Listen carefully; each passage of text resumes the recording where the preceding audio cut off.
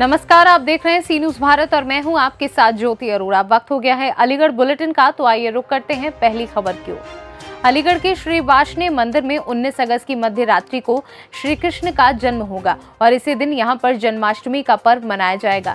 इसकी तैयारियां जोरों से शुरू की जा चुकी हैं, जहां पर सुबह होते ही श्री कृष्ण का दुग्धाभिषेक होगा और सायंकाल में आरती होगी। इसके साथ ही मध्य रात्रि 12 बजे कन्हैया जी का जन्म होगा। आपको बता दें कि श्री वाष्णेय मंदिर में श्री कृष्ण जन्माष्टमी पर्व धार्मिक आस्था और हर्षोल्लास के साथ हर वर्ष मनाया जाता है।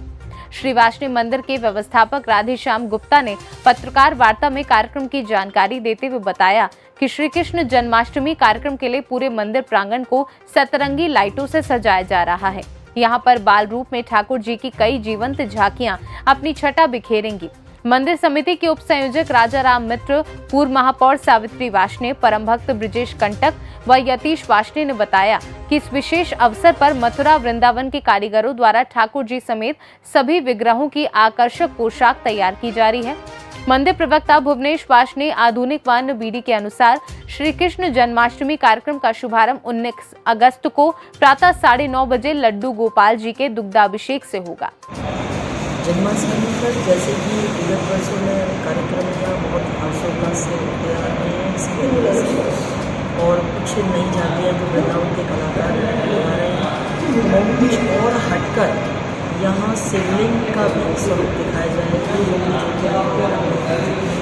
लिंग है हमारी, उनका सभी का स्वरूप कराने की कोशिश की जा रही है और ख़ासतौर से अमृत महोत्सव का ये 75वां हमने साल पूरा किया, 76वां वर्ष हमारी शुरुआत हुई।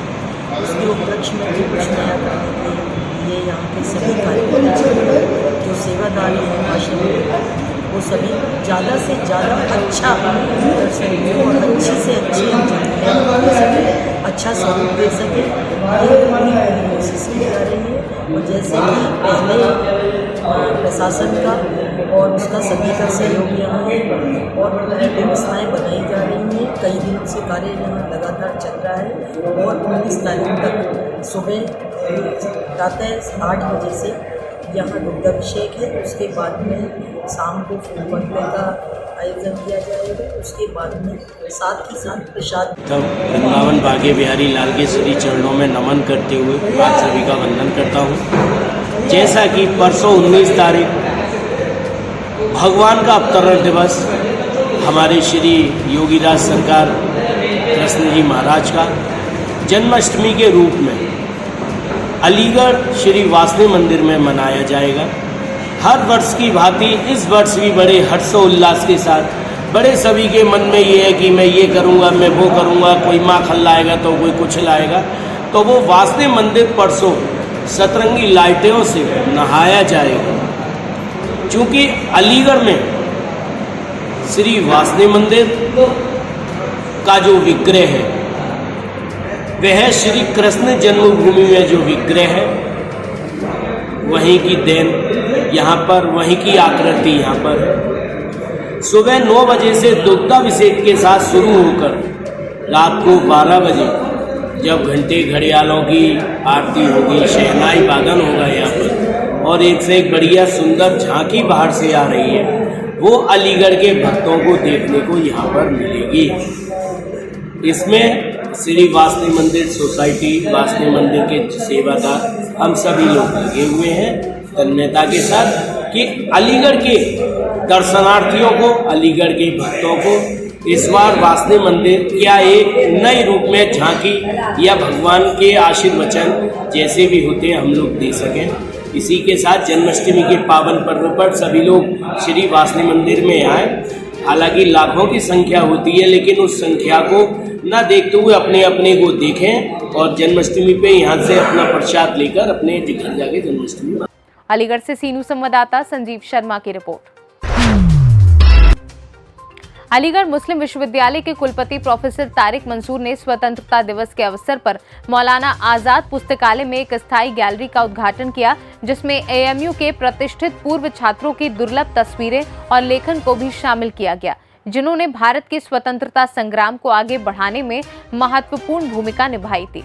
कुलपति प्रोफेसर मंसूर ने इस अवसर पर कहा कि स्वतंत्रता आंदोलन में एएमयू के पूर्व छात्रों की महत्वपूर्ण और अविस्मरणीय भूमिका की और ध्यान आकर्षित करने के लिए हमने मौलाना आजाद पुस्तकालय में एक अलग गैलरी बनाने का निर्णय लिया, जिसमें विश्वविद्यालय से संबंधित लेखन और मुजाहिदीन आजादी की तस्वीरें रखी गई।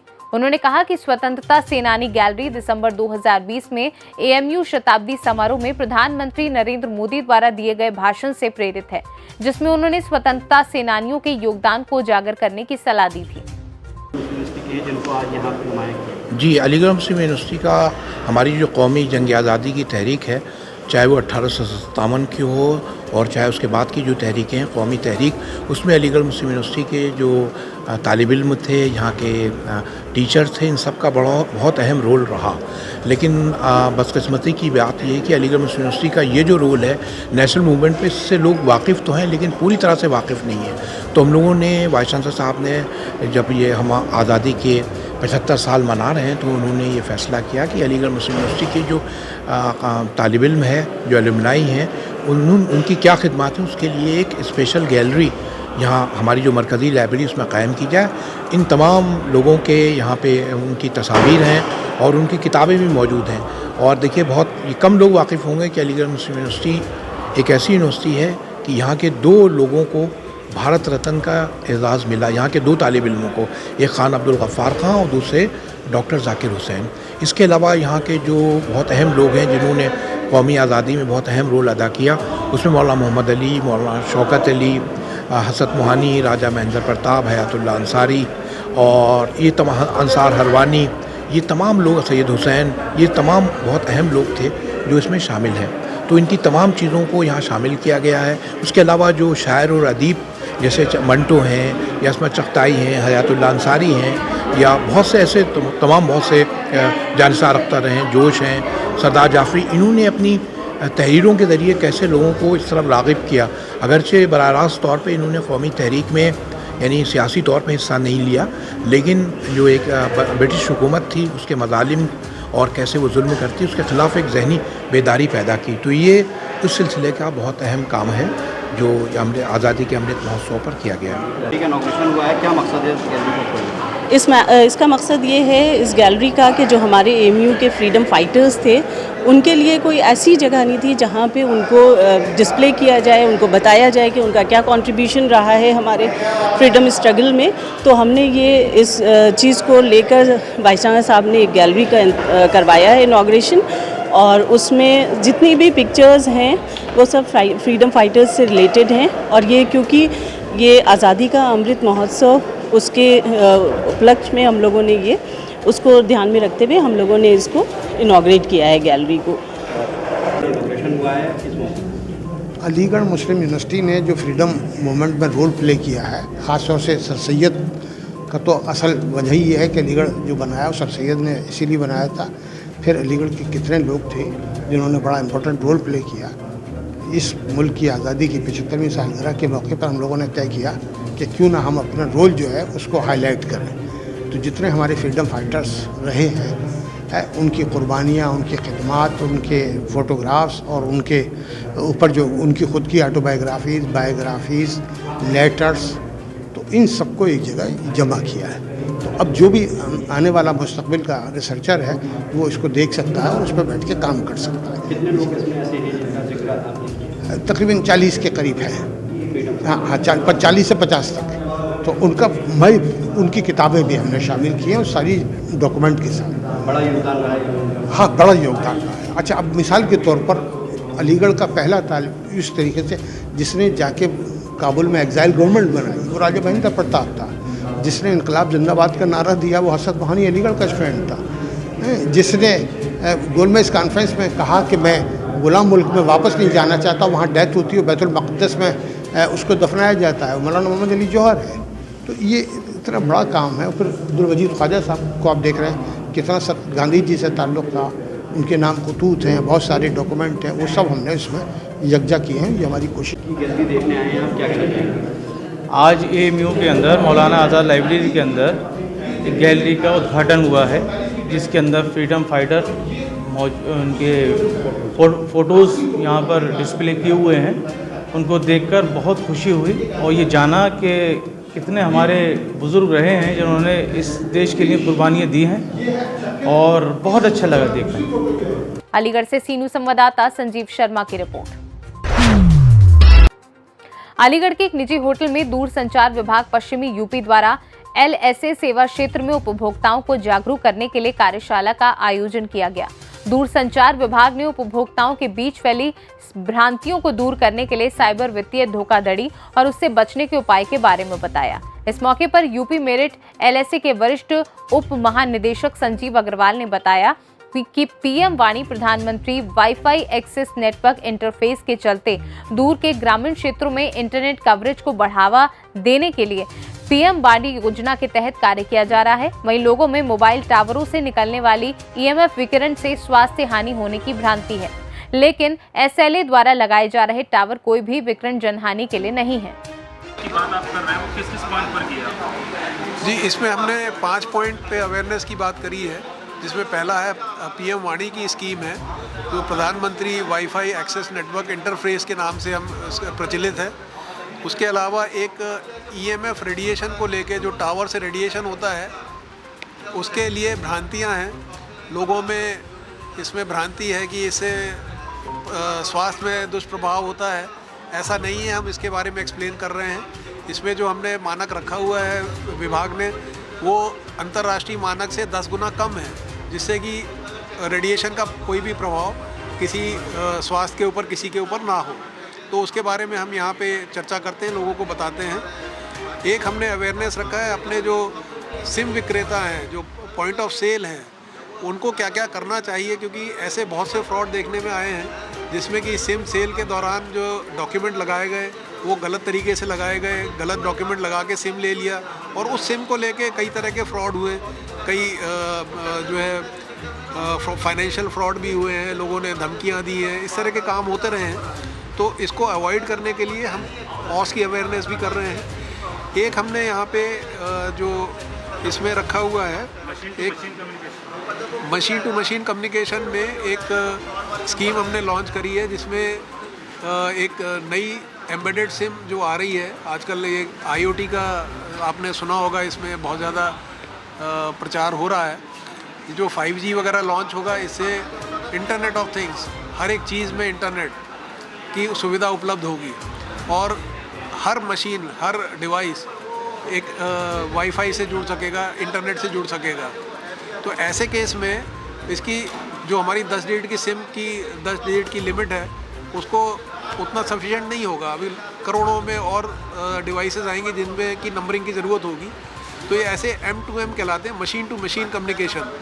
ये ऐसे सिम जो हैं, इसकी हमने डिजिट लेंथ रखी 13 डिजिट की।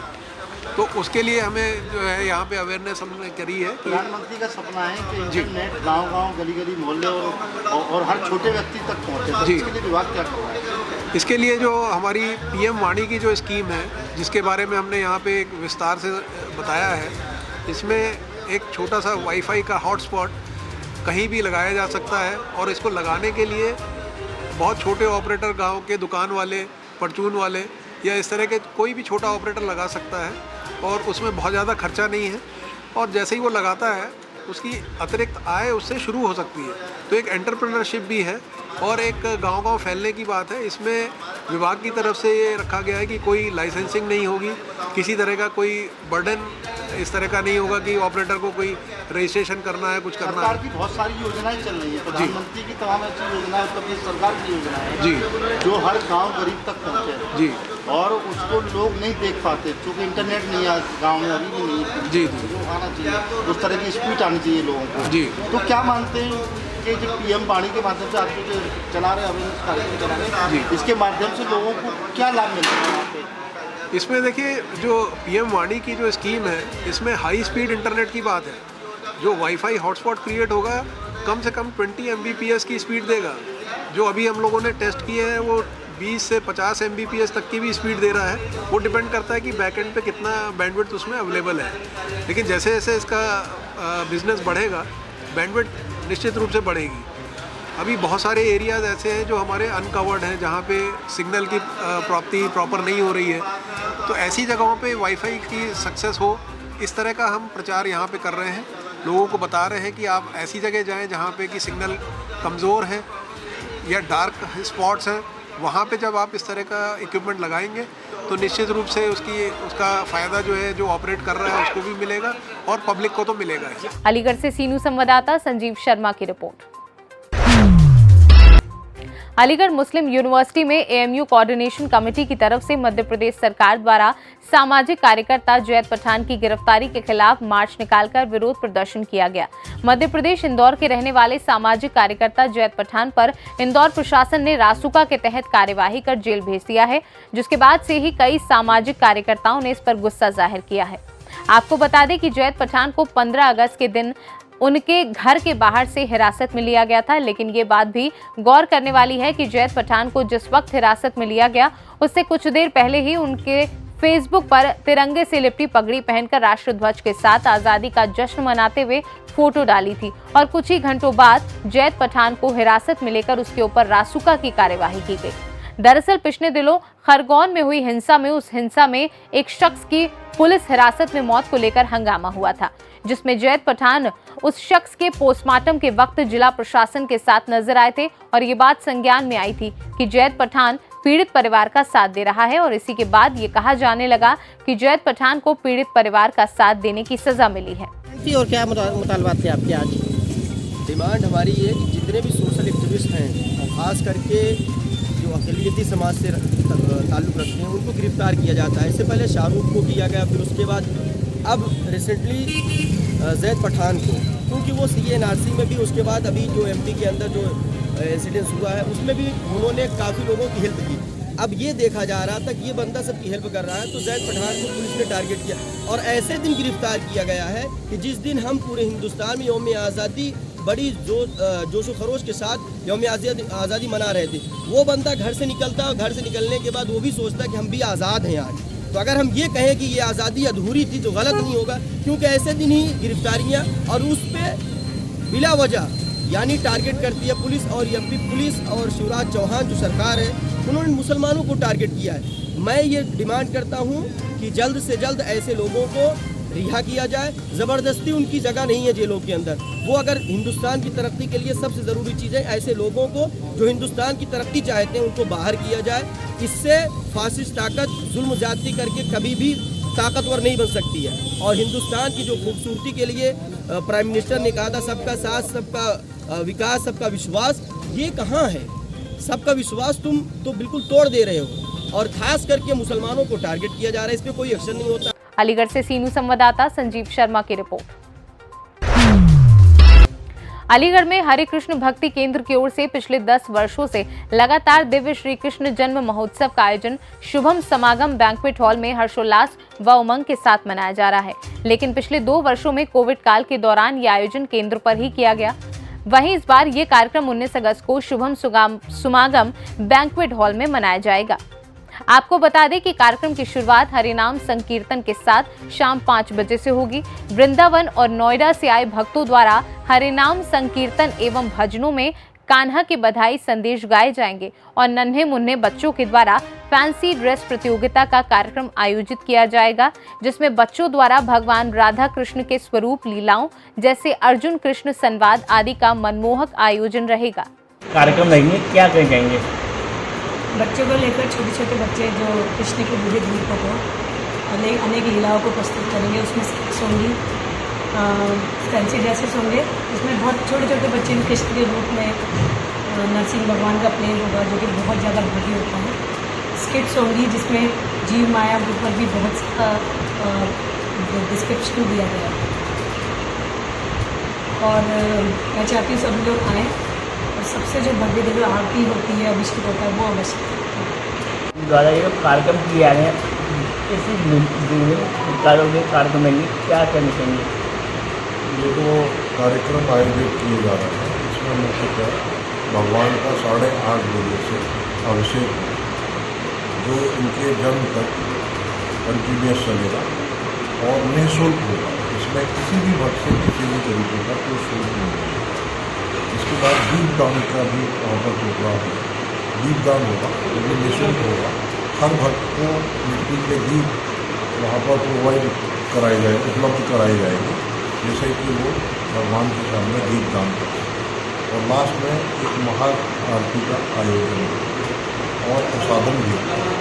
जब भगवान का जन्म हो जाएगा उसके बाद में प्रसादन की व्यवस्था की जो प्रेस वार्ता है ये हमने भगवान श्री कृष्ण की जन्माष्टमी महोत्सव जो हम मनाने जा रहे हैं हरे कृष्ण भक्ति केंद्र के तत्वाधान में और प्रतिवर्ष मनाया जाता है और हमारे केंद्र का भी सबसे बड़ा उत्सव होता है।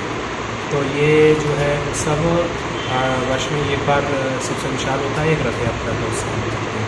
तो जन्माष्टमी उत्सव शुभम समागम में मनाते हैं। ये 10वां उत्सव है हमारा।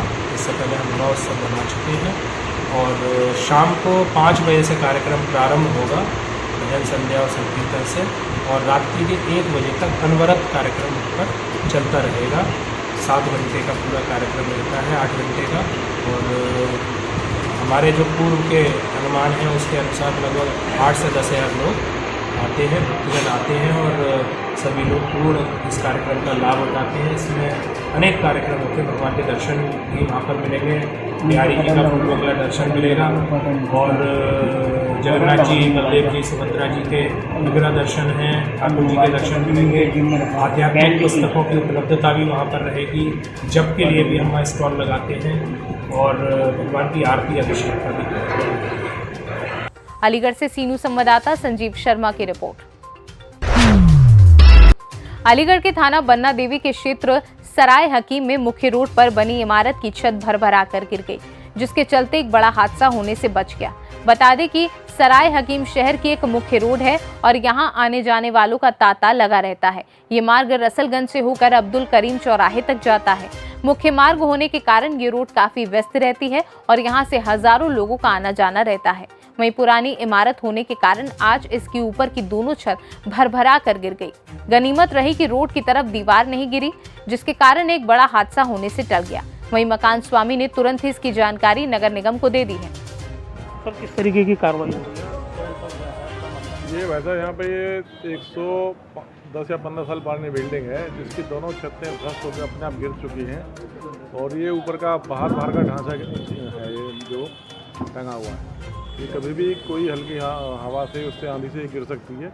ये रोड बहुत व्यस्त है तो इसलिए कार्रवाई की जा रही है कि इसको हटाने का, ऊपर से दीवार हटाने का कार्रवाई की जा रही है ताकि सुरक्षित हो सके। ये जो बिल्डिंग है जो आप बता रहे हैं काफ़ी पुरानी है, किसी मेन रोड के पास में नज़दीक में है क्या? या रोड पर? बिल्कुल रोड के ऊपर ही है। हादसा कोई हो सकता है? कभी भी हादसा हो सकता है। इतनी व्यस्त मुख्य मार्ग है, बहुत व्यस्त मार्ग है। यहाँ से पब्लिक का आवागमन बहुत प्रयास डेली हमें।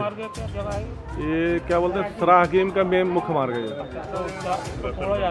जी जी जी। इस बिल्डिंग का जो ऊपर का जो डैमेज पार्ट है उसको उतारा जा रहा है। क्या नाम है सर? अशोक कुमार, नगर निगम। अलीगढ़ से सीनू संवाददाता संजीव शर्मा की रिपोर्ट। अलीगढ़ बुलेटिन में फिलहाल के लिए इतना ही। देश और दुनिया की बाकी खबरों के लिए आप देखते रहिए सी न्यूज़ भारत।